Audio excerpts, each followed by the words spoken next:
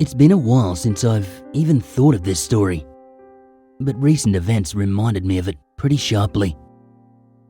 I only heard it secondhand, and a fair while ago, so I can't promise that all the details are exactly correct. I should say too, that I was fairly skeptical the first time I heard this. I'm not superstitious by any means. I don't really believe in ghosts or supernatural monsters. The friend who told me was the same, but even so, he made me swear up and down never to retell this. His grandfather did the same to him. This is the first time I'm actually telling it, and I'm only doing it now because it's online. There is one major change here from the story my friend told, and it's intentional. I am not going to include this thing's name. It should be pretty clear why by the end, but I'm taking that to my grave. This story was told to my friend by his grandfather, and he told it to me around a fire when we were camping. Like I said, I laughed it off at the time, but recent events have changed that. My friend's grandfather, who I'll call John for privacy reasons, he was a civil engineer working in Australia. In 1950, he was working out in the bush with a local Aboriginal town, trying to somehow connect the town up with power and a telephone connection. John was the only white man there at the time, and he was pretty well liked. He was treated as one of the locals by pretty much everyone. He spent most of his time fishing and hunting and waiting for the government to hook up power lines. By his account, it was one of the happiest times of his life. One night though, one of the local farmers lost a cow. Nothing especially odd there. It wasn't called Wild Dog Creek for nothing, and wild dogs carried off animals every now and then. Not usually full-grown cattle, sure, but it wasn't unheard of. The reason the farmer even bothered reporting it was the strange way that he'd found it. The thing's skeleton was found on the edge of his field, in a set of tracks leading to and then away from it. Not dog tracks, he said, but human tracks, and the tracks of a cripple to boot. How did he know that? John wanted to know. The man said the steps on one side were much longer than the other. Well, that got the town elders' attention, and they went out with him to have a look. John tagged along out of curiosity, but the tracks raised more questions than they answered. The farmer was right about the difference in length, but even the short side, it looked twice as long as an ordinary person's step.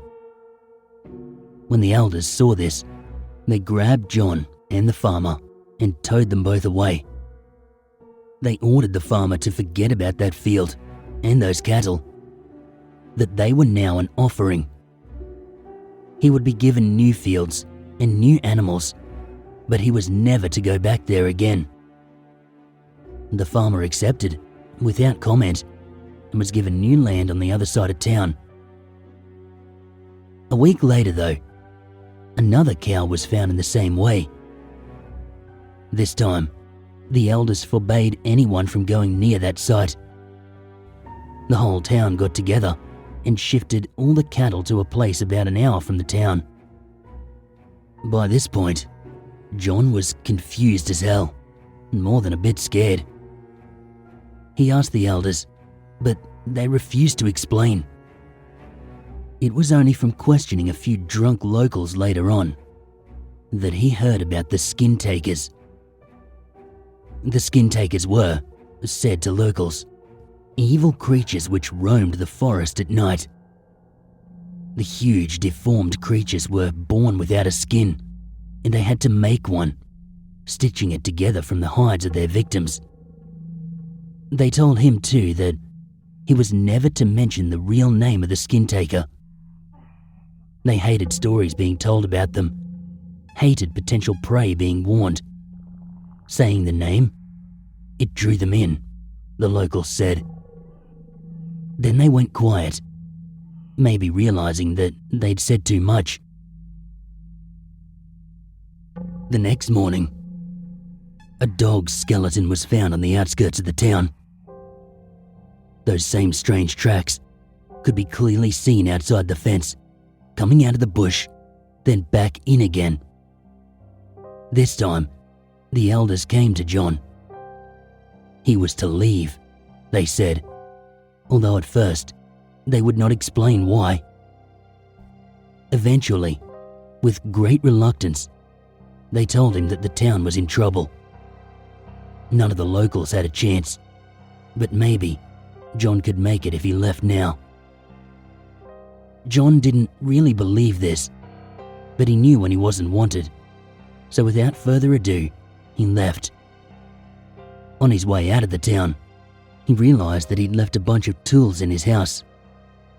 He turned around to get them, but one of the elders grabbed a spear from another man and threw it at him.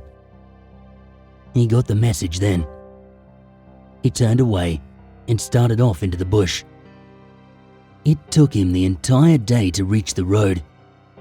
He knew he was there by the sound of a car approaching. It made a nice change to the rhythms of the forest, a familiar sound amidst the strange noises. The sounds of the birds and the running creek were okay, but the branches thumping in the wind got annoying after a day of hearing it. Regular and rhythmic. It was like someone was using his head as a drum, over and over, until he was well and truly sick of it. The car drowned the noise out though, thankfully. He stepped out into the road and he saw the sun setting over the horizon. From the other direction, he saw a car coming and tried to thumb a lift from the driver. The guy behind the wheel didn't slow down though. Instead, he sped up, car revving to the maximum. Well, John wasn't going to spend a night in the woods with that noise going through his head, so he stepped out in front of the car. The driver slammed on the brakes and opened the door.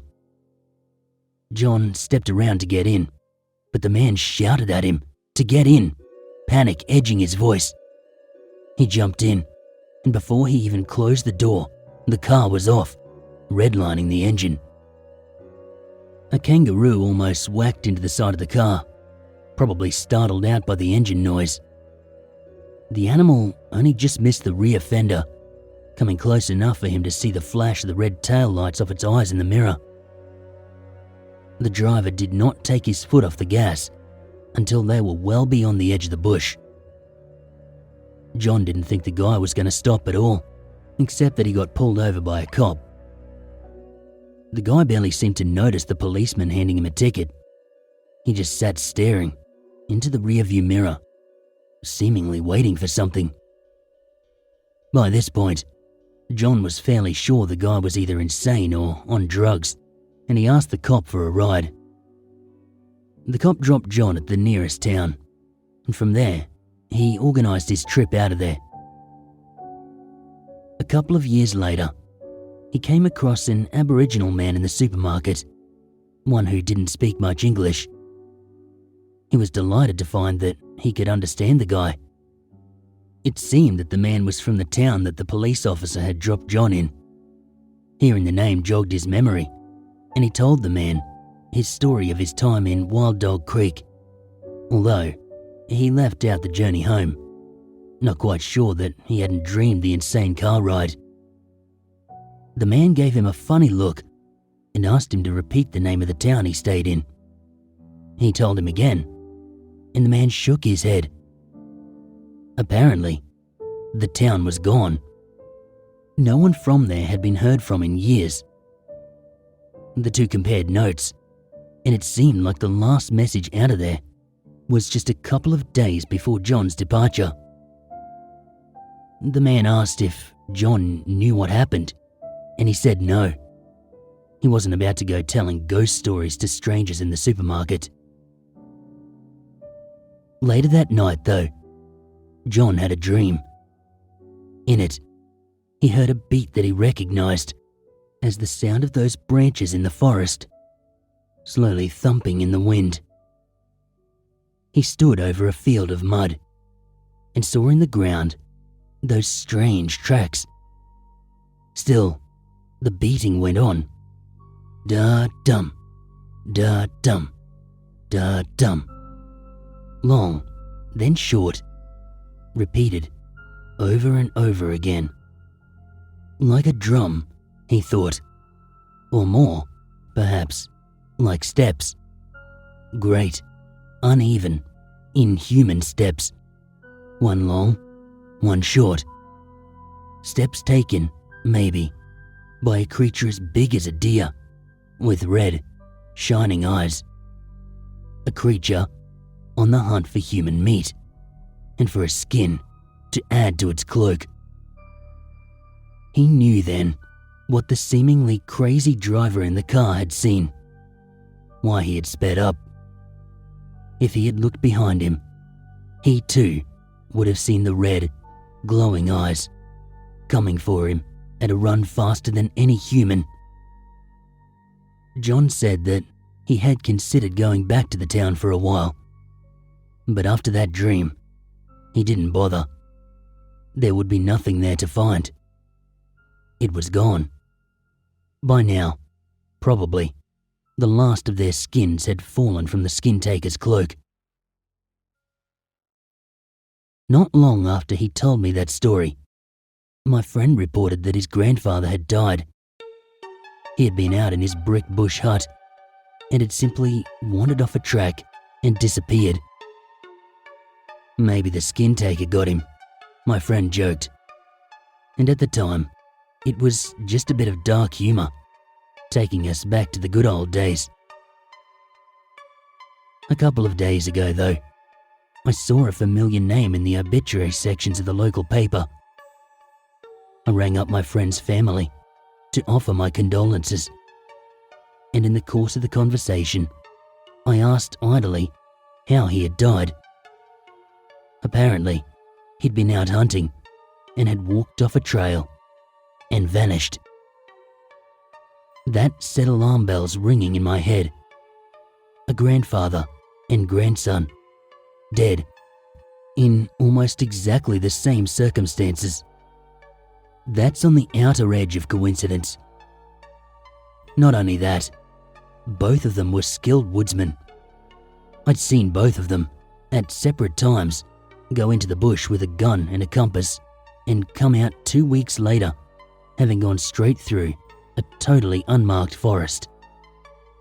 There's no way that both of them walked off tracks and disappeared. Not in a forest they knew that well. I didn't say any of that to the family, of course, or to the police. The official story is that they're lost, and I'm happy for it to stay that way. I'm not even sure that it's wrong. If I had to guess, though, I would say that the last thing either of them heard was a strange, uneven, thumping run. And if there'd been a good enough tracker near the spot, they would have seen a trail heading off into the bush. A trail of uneven, yet impossibly long steps, bounding off into the trees.